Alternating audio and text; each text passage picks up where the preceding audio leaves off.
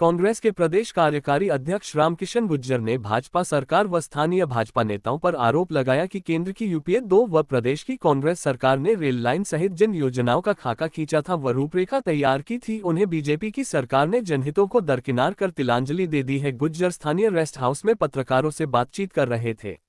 उनके साथ स्थानीय विधायक शैली चौधरी भी थी। गुज्जर ने आंकड़ों व रिकॉर्ड का हवाला देते हुए कहा कि यूपीए 2 के शासनकाल में अंबाला की सांसद व केंद्रीय मंत्री कुमारी शैलजा की मांग पर तत्कालीन रेलवे मंत्री ममता बनर्जी ने रेलवे बजट 2009-10 में नई रेल लाइन के सर्वे के लिए Yamunanagar Chandigarh via Sadhaura Narayangarh rail line को योजना आयोग को भेजा था।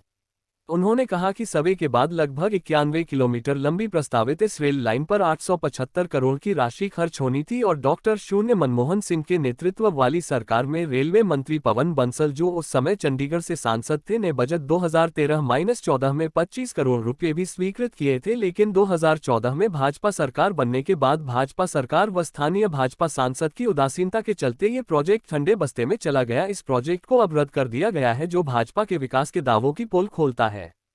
नारायणगढ़ को जिला बनाने की मांग का जिक्र करते हुए कांग्रेस के प्रदेश कार्यकारी अध्यक्ष ने कहा कि प्रदेश में कांग्रेस सरकार ने जब 26 सितंबर 2011 को अंबाला पुलिस कमिश्नरेट का गठन किया, उस समय वह स्वयं नारायणगढ़ से विधायक थे और उस समय नारायणगढ़ ग्रामीण पुलिस का जिला मुख्यालय बनाया गया था और ग्रामीण जिला पुलिस के डीसीपी नारायणगढ़ में बैठते थे। यही नहीं, उस समय रायपुर, रानी व बराड़ा के ग्रामीण क्षेत्र भी नारायणगढ़ के साथ जोड़े गए थे और पुलिस लाइन के लिए नारायणगढ़ में जगह भी देखी जा रही थी। यह सब नारायणगढ़ को जिला बनाने की एक शुरुआत थी, लेकिन भाजपा सरकार बनने के बाद एक हैवीवेट मंत्री की जिद के आगे सरकार ने झुकते हुए 18 अक्टूबर 2016 को पुलिस कमिश्नरी को भंग कर दिया गया और नारायणगढ़ से ग्रामीण पुलिस जिला मुख्यालय छीन लिया गया। लेकिन की इस अनदेखी व हकों पर हुए कुठाराघात पर तत्कालीन स्थानीय विधायक व खट्टर सरकार में राज्य मंत्री आंख मूंद ये सब देखते रहे।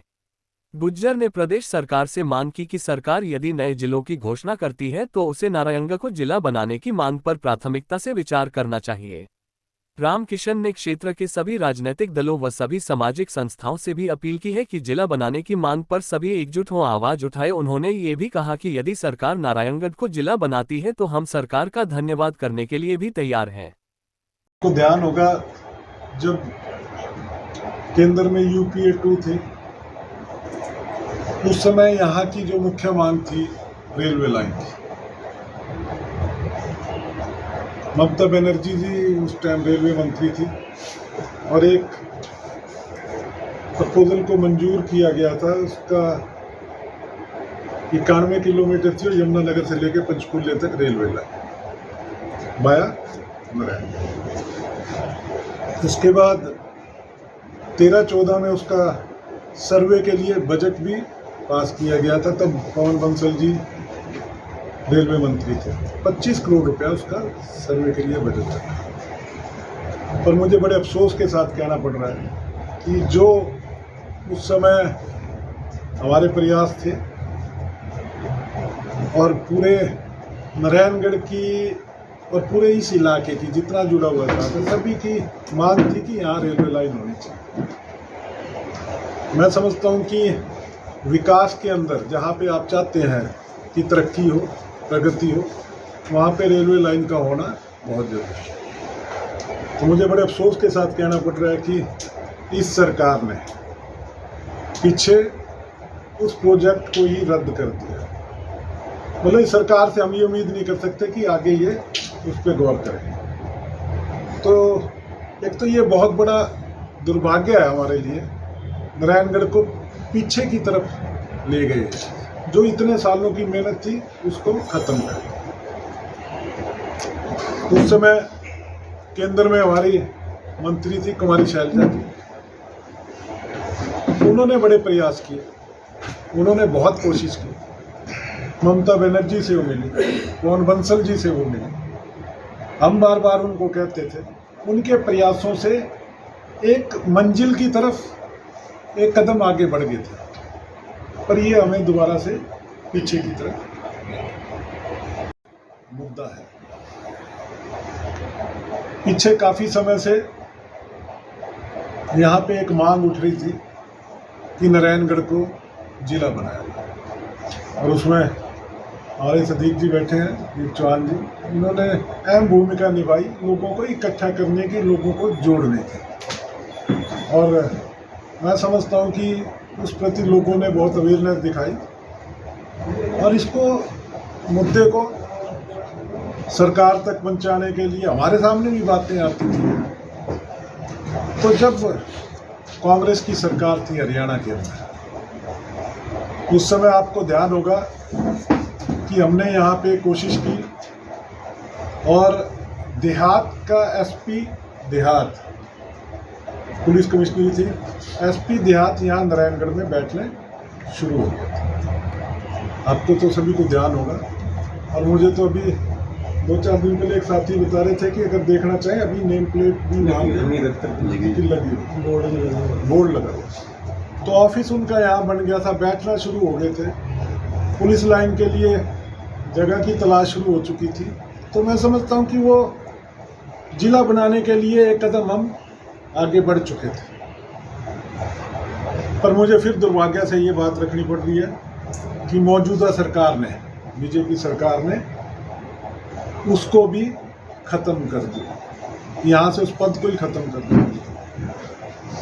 तो मैं समझता हूँ ये 2 अहम मुद्दे थे जिन पे इस सरकार ने गौर नहीं किया। और मुझे बड़ा दुख है इस बात का कि उस समय तो यहाँ से हमारे जो नुमाइंदे हैं, वो सरकार में हिस्सेदारी थी उनकी, मंत्री थे, उन्होंने भी उस बात को उठाया नहीं और उससे हमारा नारायणगढ़ का नुकसान हुआ। पर ये इसके साथ साथ मैं एक बात और कहना चाहूँगा कि बेशक से ये इन बातों को ना माने, पर आने वाले समय में हमारे प्रयास हमेशा रहेंगे कि नारायणगढ़ में रेलवे लाइन भी आए और नारायणगढ़ को जिला भी बनाया जाए। जब अगर बात करें, सबसे पुरानी तहसील नारायणगढ़ है, सबसे पुरानी सब डिवीज़न नारायणगढ़ है। और उसके अंदर जब हमने ये एसपी यहाँ पे देहात के एसपी यहाँ पे बैठे थे तो उसमें एरिया जोड़ दिया था बराड़ा रैपुरानी, ये एरिया उसमें जोड़ दिया था। जो तीसरी बात है कि मुख्यमंत्री जी पूरे हरियाणा का दौरा कर रहे हैं और मैं समझता हूं कि मुख्यमंत्री जी कहीं भी जाएं तो लोगों को उम्मीद होती है, इलाके को उम्मीद होती है कि वहाँ कुछ ना कुछ होगा।